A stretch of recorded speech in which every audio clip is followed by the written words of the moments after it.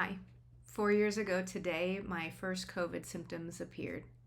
In celebration of this anniversary, I wanted to share a little bit of my recovery story.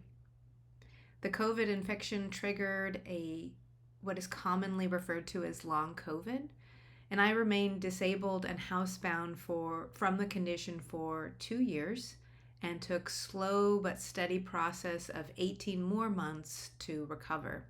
I've now been fully recovered for over 4 months. And I also feel better today than I have in decades. The work I did in recovery has resolved or improved other existing health problems. Why I'm sharing with you today. First, I am not a medical doctor, and this video should not be taken as medical advice. Also, I'm not trying to sell you anything. I am a life coach and mentor. I lead retreats and workshops, and I'm writing a book. Maybe those are things you're interested in, but this video is intended to be my gift. I'm paying it forward because I am so grateful for all those who generously shared their recovery with me in podcasts and on YouTube videos. Long COVID and its sister conditions are hideous conditions. If I can help someone else out of it or prevent someone else from going in it, taking the time to film this is more than worth it. This video is for basically anyone. It definitely is for someone experiencing long COVID and for anyone experiencing chronic fatigue syndrome, ME, POTS, or fibromyalgia. But I believe that what I am sharing can positively impact basically anyone's health and well-being, no matter their situation or diagnosis. I want to address 2 questions you may be finding yourself asking. One, is she saying that this is a mental condition or physical condition? The answer to this question is yes.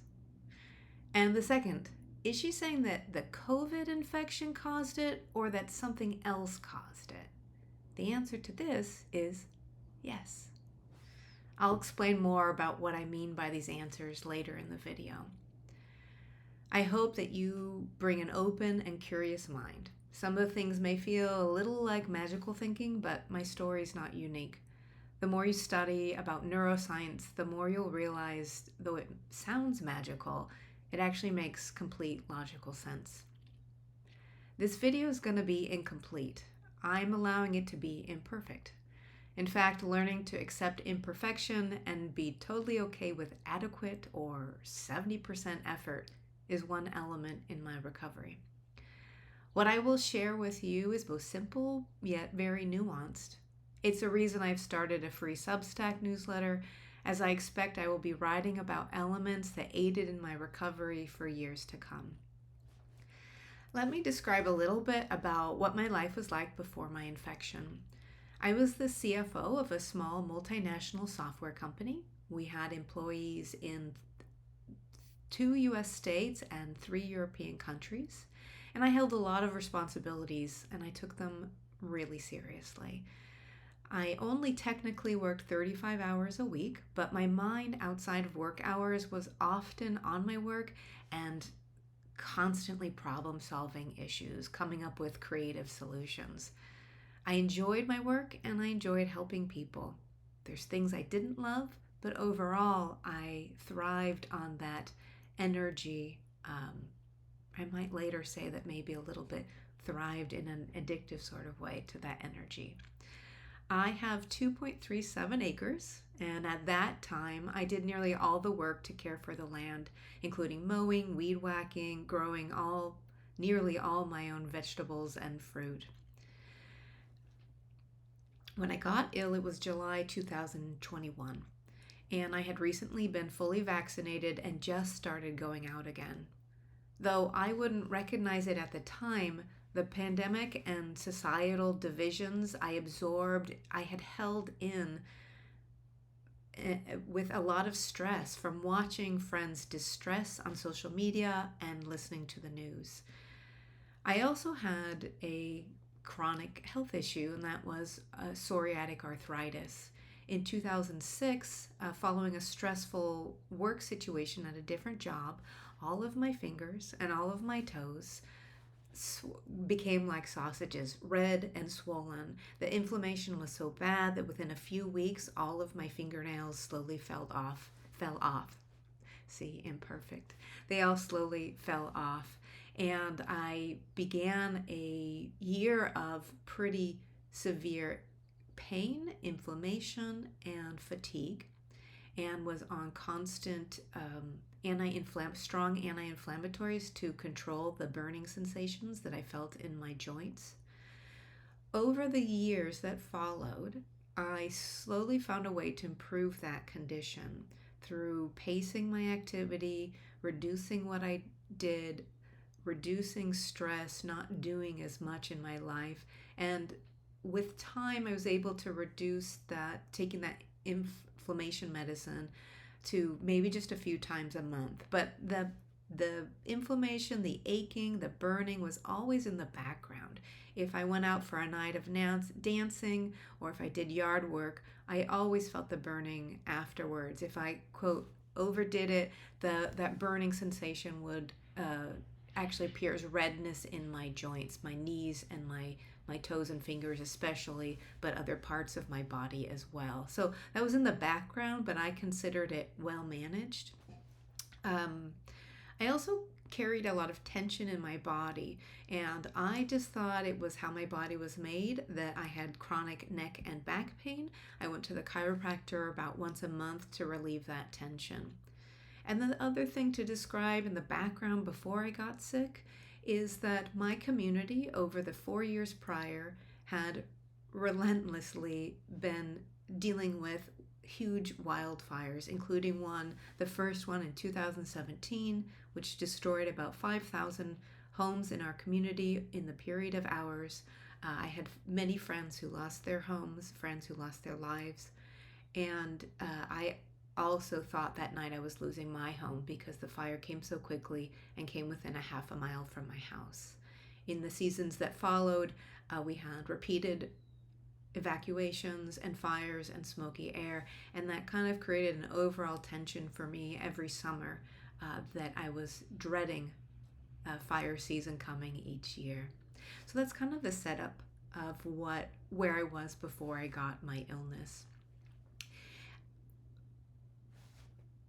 I went out the 2 weeks prior to my illness and finally was just feeling free. I was fully vaccinated and I felt ready to go out into the world. I knew that there was a chance that I might get COVID, but didn't really feel consciously a concern about that. There probably was subconscious concerns that I wasn't aware of, but consciously I felt good about going out in the world. I went dancing again. I've visited family and friends in person. I went out to eat, and overall just had sort of wonderful 2 weeks. At the end of those 2 weeks, I was sitting down to dinner on Saturday, July 10th, 2021. I felt some symptoms coming on, and I realized I was getting sick. I didn't actually think it was COVID at that time. I wasn't sure, but I definitely knew I was sick. There was a small fever and just kind of a general malaise. And the next day, on Sunday, I still did a few farm chores, but I wasn't feeling super well. And so by Sunday night, the fever was clearly there. And so Monday morning, I drove myself to get sort of one of those drive-in. Oh no, it wasn't a drive-in. You drove up and walked in at that point to get a test for COVID. And it came back the following day as positive. Consciously, I wasn't concerned because, right, I was vaccinated. I had this idea that it was only that with severe cases that you had repercussions like long COVID, and I was pretty clear that I wasn't have a severe case. I was quite fearful and anxious that friends I had just been with, that I might have passed it on to them. Had a lot of focus before and after on me making sure that everybody else was safe and good. And I learned through my recovery work that I was trying to regulate my own system by making sure everybody else was okay, which is a kind of impossible task to take on. So once I heard that my friends I had been with were fine, no one got COVID from me, I just decided to take it really easy. I knew it was a serious illness, and so I didn't want to push it. So I stopped work that week. I worked remotely, and so it is tempting to do work, but I stopped work that week and just slept a lot. I didn't feel terrible. I didn't feel well. It was like a bad cold, maybe a light flu, but it wasn't the worst illness I had ever had. I just was very, very sleepy, and so I slept through that. And about 7 to 10 days in to that illness, I had something strange occur, which is that in the middle of the night, I woke up to my heart just racing, and I found that odd. My brain, it was the feeling I had probably during the fires where that real panic came up, and in that instance, it was a panic attack feeling that I had panic in my brain and in my body. In this case, it was just like feeling like my body was panicking, but I mentally, cognitively wasn't panicking. I thought it was odd, but didn't really think much of it. Although the illness was mild, not severe, I had trouble recovering. Because of my arthritis, I had learned about pacing, so I didn't push what I considered pushing at the time, but I was trying to build. And that's when most of us get sick, we tend to need to just do a little bit more each day, and slowly the body adjusts and you gain back that strength. But the challenge was the more I did that, but it actually got harder to do the same level that I had done the week before. So although I was trying to build, I was actually going downwards. And that continued for about 6 months, where I was just trying and trying. I went back to work part-time. I sat at my desk, like at an hour at a time to work, and then would have to take this long rest. But slowly, as the months progressed, I could no longer sit up because I would have that heart pounding sensation. I would get really dizzy, and so eventually I just changed, and I was working a few hours a day, laying down in my bed or on a lounge chair. And I spiraled down for about 6 months, and more symptoms accumulated. And I got down to what I now see as probably 80% disabled, so around 20% functioning. And because of my own cognitive distortions, I had trouble seeing my actual abilities at the time.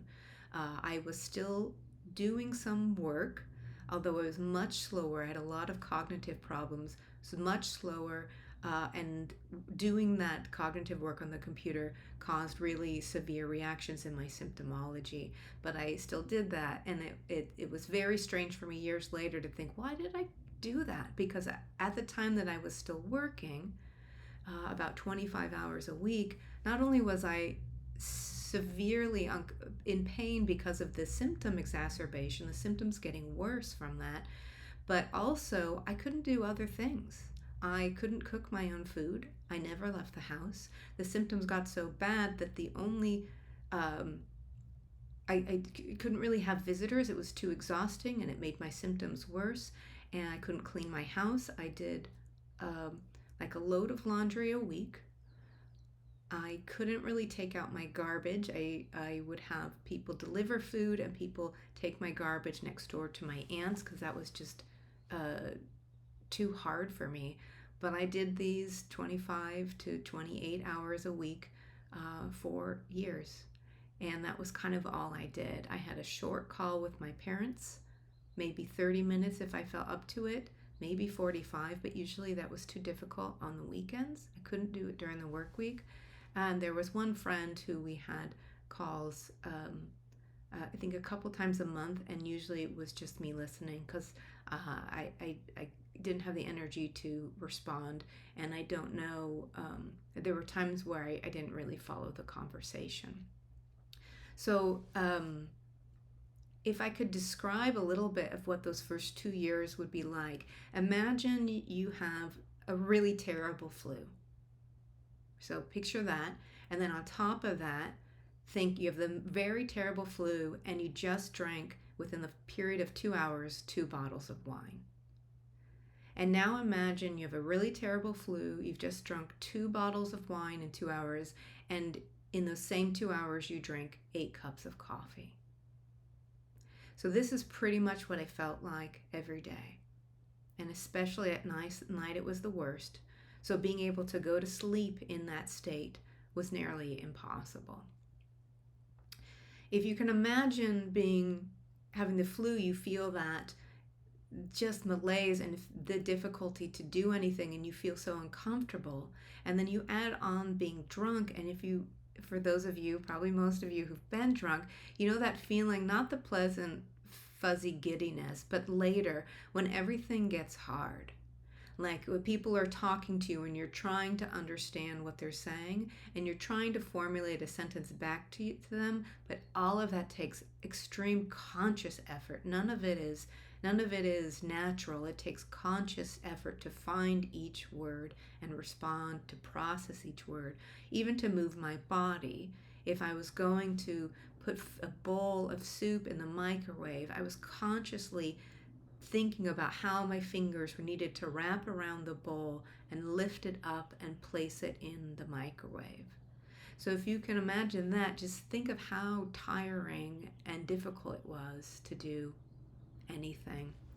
I have this list that I wrote of some symptoms. These aren't all the symptoms, but it's something I wrote when I started a recovery program finally in late February 2023. And so this incomplete list is shortness of breath, chest pain, chest pressure, pounding heart and palpitations, sleep disturbances, physical anxiety, joint pain and inflammation, headache, numbness and tingling, red splotchy skin, heat dysregulation, excessive thirst, excessive and frequent hunger, sleep disturbances, which you'll recognize is twice on the list. That was probably due to brain fog, but also because it was hellish. Thrush, oral thrush, hair loss, skin breakouts, a kind I had never experienced before, tremors, internal vibrations, as well as Parkinsonian-like twitches, so uncontrollable movements of my body. In my head, there was a lot of them, also with just my whole limb would jerk out like I had Parkinson's. Sound sensitivities, which were quite severe. Visual sensitivities, this might be to like a flashing light, sometimes also the light coming through like a flickering of lights outside, and especially screen usage. So scrolling was impossible, not impossible, just made me want to vomit. I would look away when I scrolled, needed to scroll up. And then something with a lot of choices, like at a certain point I was trying to just numb out and maybe just watch some movie, but it was so hard just to get to the movie because on Netflix, all of that, scrolling and this visual stimulus, I eventually would just give up, which is fine because it wasn't that good for me anyways. Attention difficulties, various cognitive impairment, brain fog, obsessive and repetitive thoughts, which got quite bad, orthostatic intolerance, and this one was a pretty huge one, which is the inability to sit or stand upright without feeling unwell, the chest pounding, the sort of feeling like you're going to faint, and all sorts of this sort of terrible feelings, and terrible fatigue. And when it's fatigue, it's not just being tired. It's like maybe you've had a dream like that where you're needing to run and you can't run, like it feels heavy and like it's just impossible to move. That's the kind of fatigue that this was like. It's just like your body was like a lead weight. And then the last one I want to mention, which is probably the most insidious of them all, is called either post-exertional malaise meaning like feeling unwell, or post-exertional symptom exacerbation, and that's just a more general term because maybe a different symptoms other than malaise might be inflamed. But what this is any kind of exertion, and what I didn't realize at first, it wasn't just physical exertion, but it was emotional, social exertion. It was cognitive exertion. So just thinking or reading or even listening to music. At one point I couldn't really even listen to audiobooks, although eventually I could slowly introduce them. I slowed them down and played them really soft. But any kind of activity that you can imagine, no matter how small, there was, when you went over some line that was unknown, you would increase your symptoms for going over this unknown exertion line. And the difficulty is that there is often a delay between the exertion that went over and when you got the symptoms. So it was really hard to know, have I gone too far, quote, too far. I'm going to put that in quotes because later I realized that I started programming what was too far. But initially, yes, my body was not well, and I needed to stay within a certain window to heal. And so in my case, the symptoms would exacerbate like with immediately or within 12 hours. Some people with a condition, those symptoms get worse 24 to 48 hours later. So I just want to say that if you saw someone, maybe they met you for coffee and they said they had long COVID, and you're like, they seemed fine. They actually seemed really fine. I don't know what they're talking about. You don't actually know what they look like 12, 24, or 48 hours later. And this is really, really important because it's like I said, it's a traumatic symptom because you feel like you can't count on anything, and that starts to exacerbate a lot of the psychological issues that come into play with the illness. So when did I really start healing?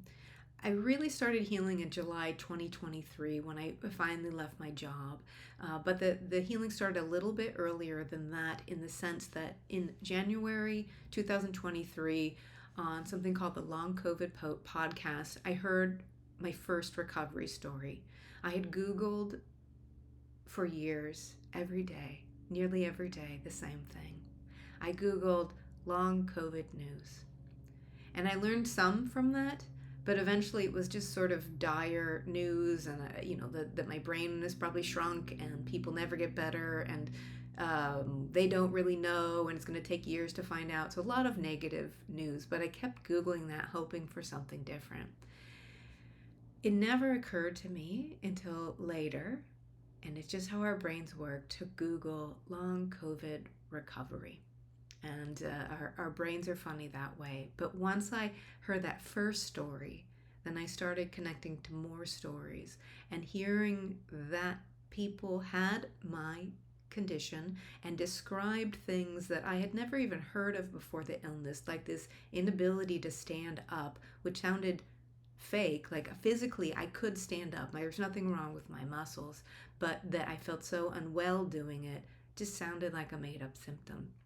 Would have sounded before. But when I listened to these recovery stories and I heard people describing this, as well as some of the brain changes, which were really frightening, the brain changes especially, or the Parkinsonian tremors, again, very frightening to get those, because you kind of go down this catastrophic thinking of, what does this mean? I'm falling apart. It's easy to think that because you have a lot of evidence of falling apart. But the recovery videos gave me evidence of a different story, that there could be a recovery, that I had belief that I could get better. From that recovery video, I also connected to a program called ANS Rewire. That's short for Autonomic Nervous System Rewire.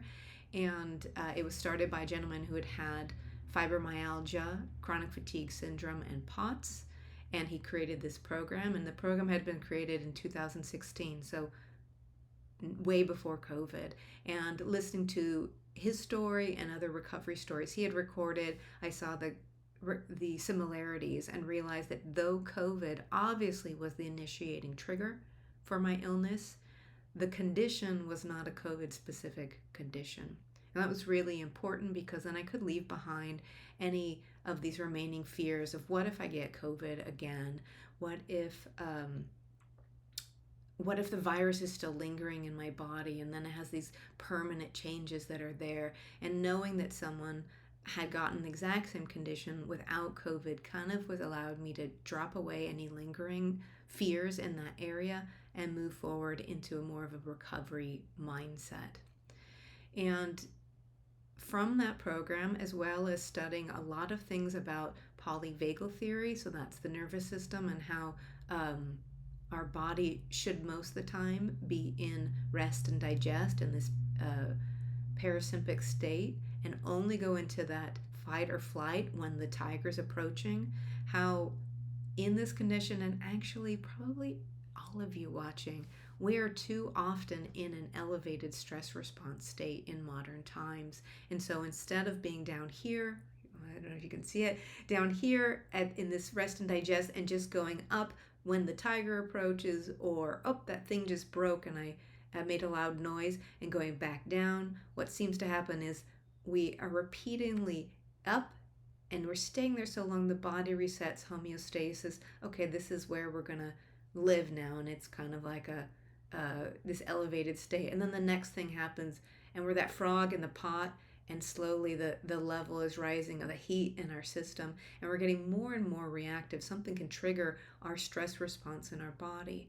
And when I say stress response, maybe that's emotional reactivity. I hadn't put it together, but 3 days before I got COVID, we had this family call and I was helping with it, and I burst into tears. And there was no reason for it, but I was kind of just fragile. I was holding my breath for so long. I was so excited to get out in the world again. I just overwhelmed by subconsciously by this responsibility I felt to help.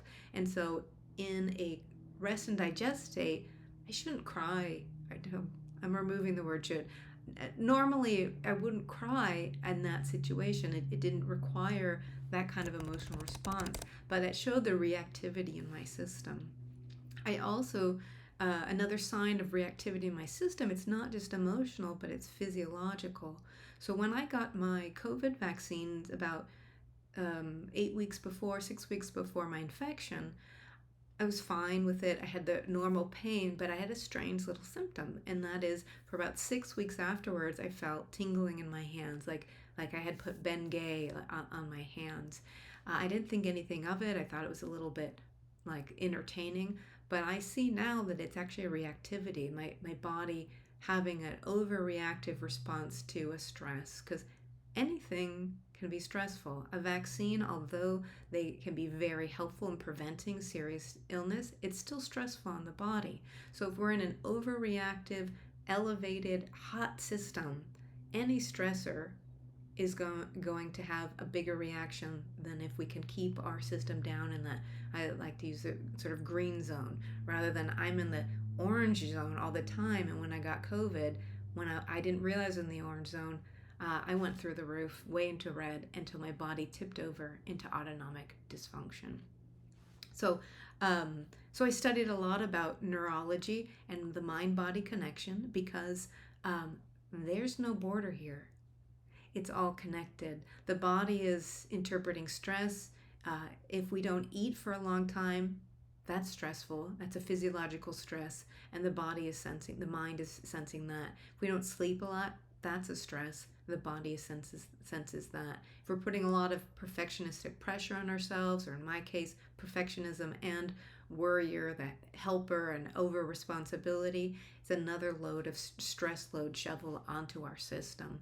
So I could see that what had happened is that my body had crept up. COVID tipped me over the edge into dysfunction.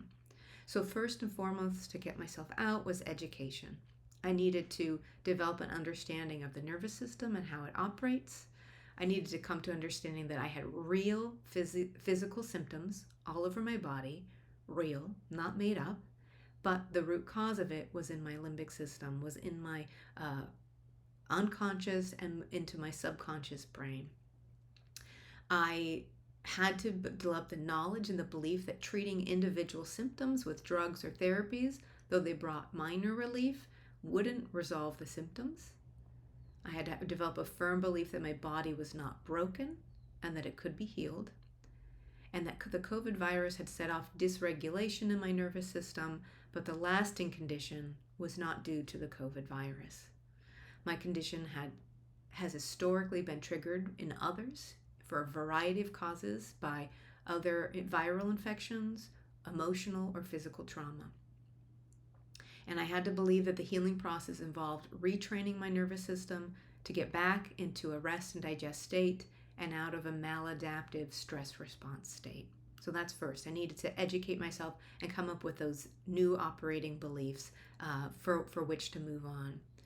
The second thing that I needed to do was to reduce stress and stress triggers, and just to lower the overall nervous system state. One of the things I needed to do for my recovery was I needed to leave my job, because it was always going to be, now I could take on that same job again, but in that state, at that time, my body did not have the capacity for that load.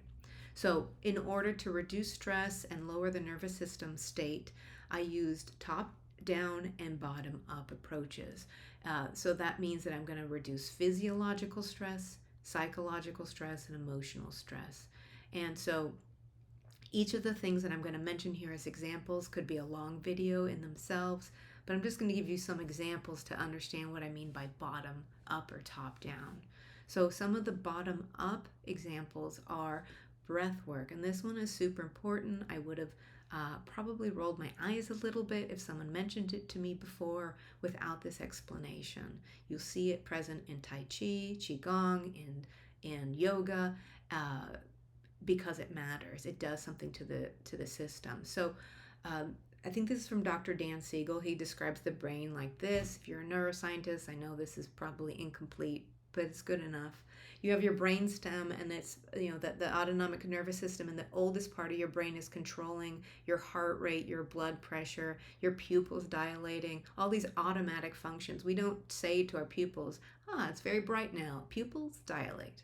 Instead, that happens automatically from this ancient brainstem, and the ancient brainstem makes changes based on perceived input from our senses in our body that says to it, it's very bright out, and then the change is directed from the autonomic nervous system.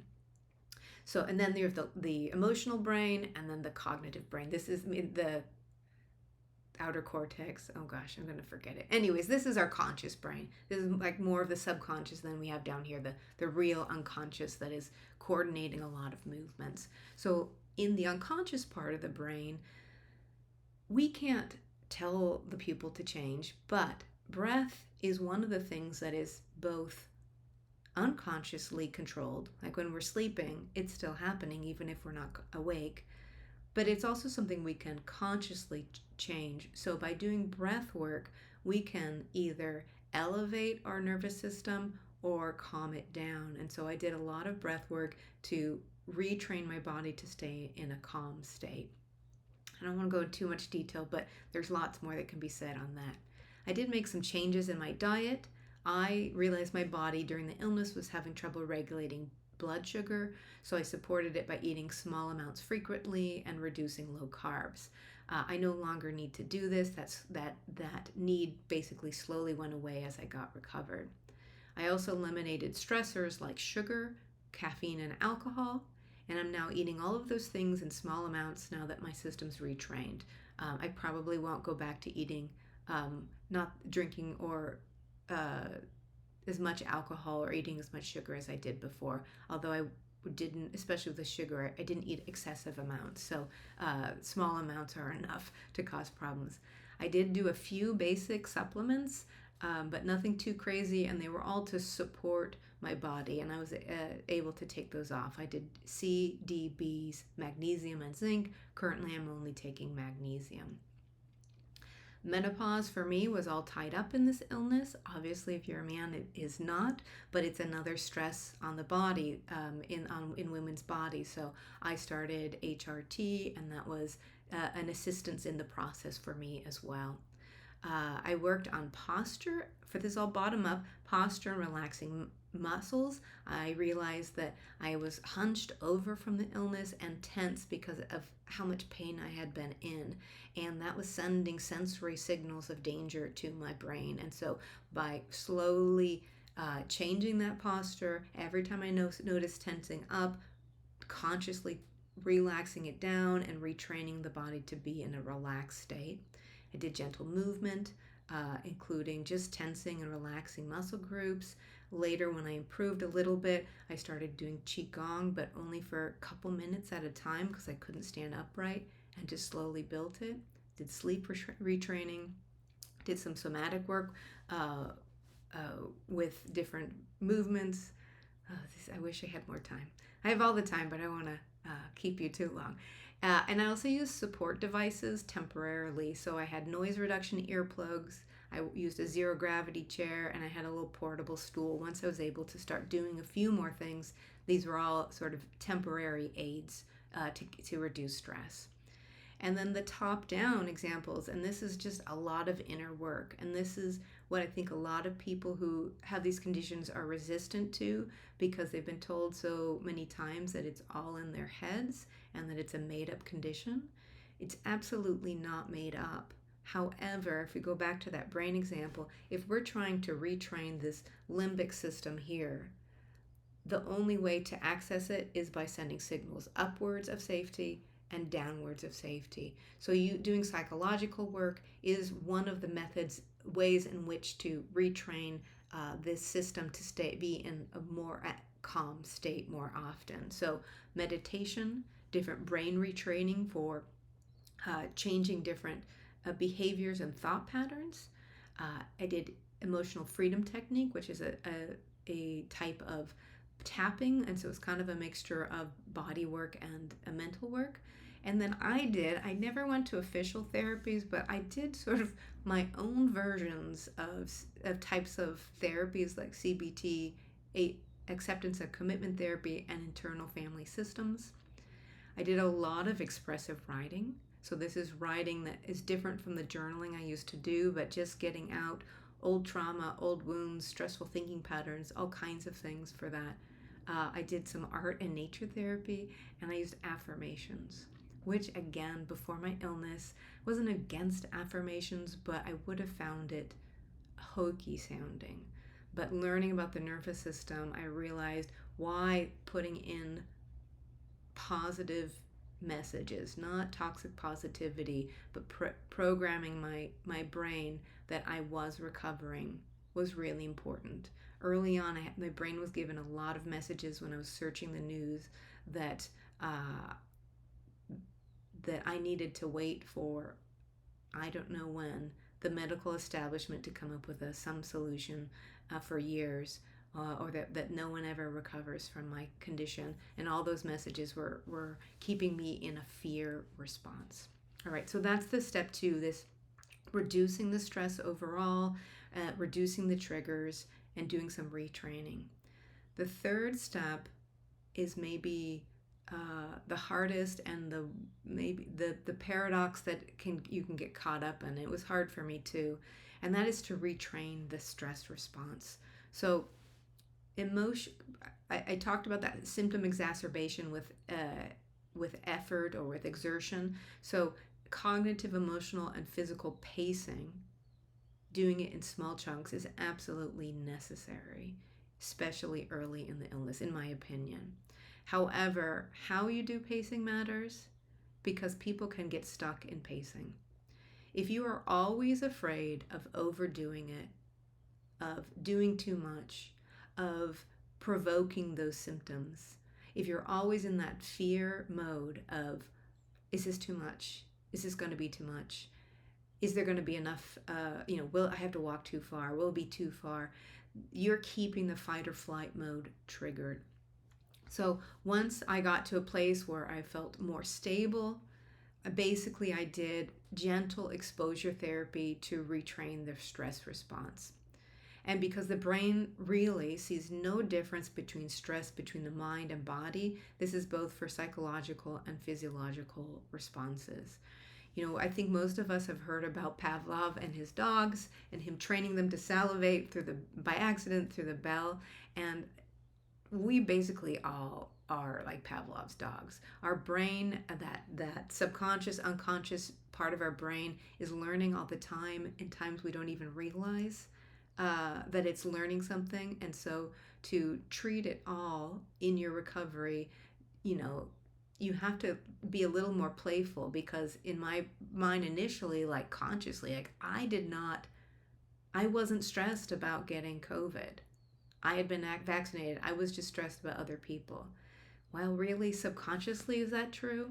I doubt it, because my body had learned that for over a year and a half, there was this virus, and I needed to avoid getting it. And so to say that my subconscious brain is going to learn in a day just because I told it, We're fine now. We have the vaccine. I found that the brain doesn't work quite that way. So just like when we learn muscle memory, they say you don't forget how to ride a bike, or in my case, I was surprised when I finally went out back dancing. I didn't need to relearn dance. It was all there.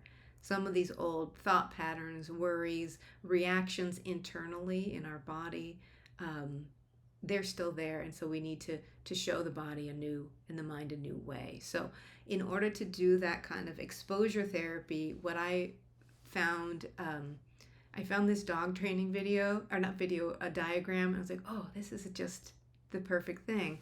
If you're trying to train a dog out of a behavior you don't want, let's say that the behavior is barking when it sees other dogs, if you always keep your dog in what's called the green zone, and it never ever sees dogs, the behavior doesn't happen, but you're not actually training the dog differently, because instead you're just going to have to keep that dog protected from ever seeing another dog, which is, in the case of me, if I wanted to avoid symptom exacerbation in that mode, I was going to have to never see people again. I was never have to listen to music again. I was never going to be able to use my computer again. I was never going to be able to read again or walk again. So I had to, if I wanted to actually grow my abilities, I had to do this training mode. Now, again, I still think the step I took earlier of reducing the stress and giving my body the space to heal, because with the sleep deprivation, with the stress levels, there was a lot of things metabolically that my body needed to heal from those 2 years. So giving the space in a low stress environment, I think, is really crucial. But then as you are expanding out, what the goal was for me, and I've heard other people repeat it, is I want to go into that yellow zone, that if I was that story about the dog, and you want to maybe be far away, have your dog in a place where there is a dog that's far away and your dog's getting a little agitated, but you're then able to train the dog that it was okay and it's fine, and then you take the dog back home. If, however, you brought that dog from the green zone straight to a dog park where there's 100 dogs, your dog's going to start barking up a storm, and at that point, in the red zone, you're no longer able to train, and in fact, all you're doing is training the negative response. The dog is now learning even more of the barking habit. So changing back to my puppy, that I was training, for me, my goal was to go outside of my comfort zone a little bit in sort of titrated way, and return home, show my body it was safe, and then I kind of expanded. Maybe that was physiologically doing short walks and then expanding it. Maybe it was social interactions and expanding it. In this case, when I went out to the yellow zone, there were symptoms. The symptoms came up, and when you came back in, it was important to recognize that that wasn't a bad thing. Those symptoms would pass, and that you were in the process of retraining. So seeing small symptom uptake was actually a good thing, because it was showing that I'm actually now in the process of retraining my system and showing my system that nothing bad happened. We felt that little bit of pain. We felt that, but nothing happened. We actually are proving that we are okay. But again, you don't want to go into that red zone, into that big danger zone, because then the body's gonna click too high into that fight or flight mode. So for me, all this work was slow and steady. Once I left my job, I gave all my energy to it. I did anything and used every opportunity to retrain my system in that time. Some people, I've heard, it can happen in a period of a month, 6 months. Mine took 18 months. Why did it take that long? Did I do it wrong? Was I not pushing hard enough?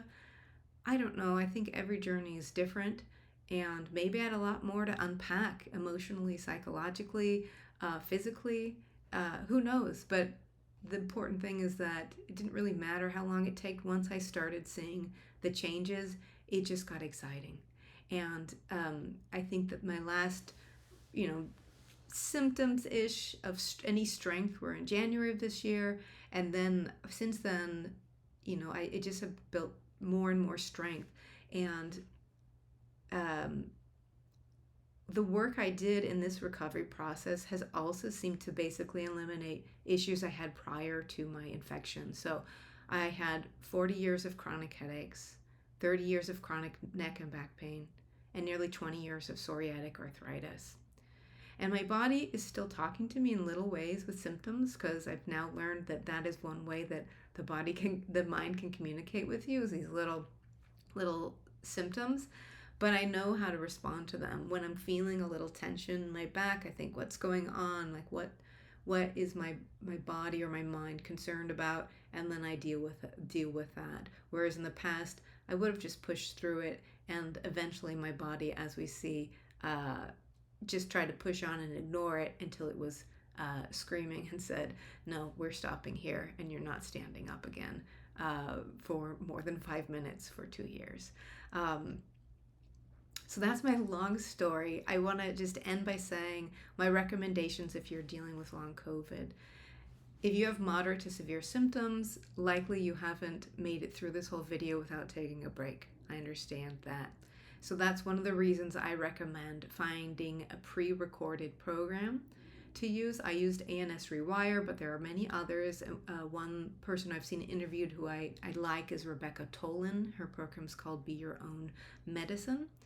And the reason that I think that's very effective is that if you're dealing with severe to moderate brain fog, the pre-recorded programs allow you to move very slowly at your own pace.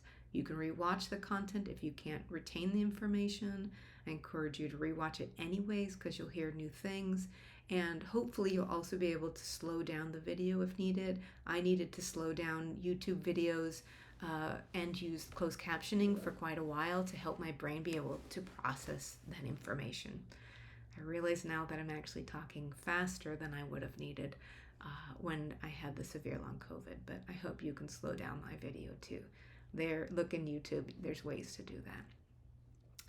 As you improve, if you feel stuck after one of those programs, you want to progress faster, then consider getting a coach. There are many coaches specializing in recovery from these conditions. It can be expensive, but just a few sessions after you've already done a program might be enough to help you on your journey. There's also people like myself. I'm not specializing in recovering from long COVID, but I'm doing more general work, and there might be someone that can help you as you work at that reintegration phase, which isn't easy, sort of solidifying your recovery, getting on to building your new post-recovery life. And for anyone else who's listening who isn't dealing with these conditions, I just encourage you to take time to learn about your nervous system regulation. You may feel like your life is too busy for it. That's a good sign that you actually need it. And you may feel that your symptoms, mental or physical, aren't really that bad, but your health and well-being are like the most precious asset you have. And doing this type of work will keep you in a better state emotionally, better relationships, better physically, in all kinds of ways. And so I really encourage you. So I'm going to link a few resources below. If you're interested in my coaching work, yes, please write me a note. I would love to hear from you. I'm working with people in all different situations in life, and I would love for you to join my Substack, which is free, and I'll be sharing more details on some of the practices that I used in those, as well as including farm stories. So be well, and thanks for listening.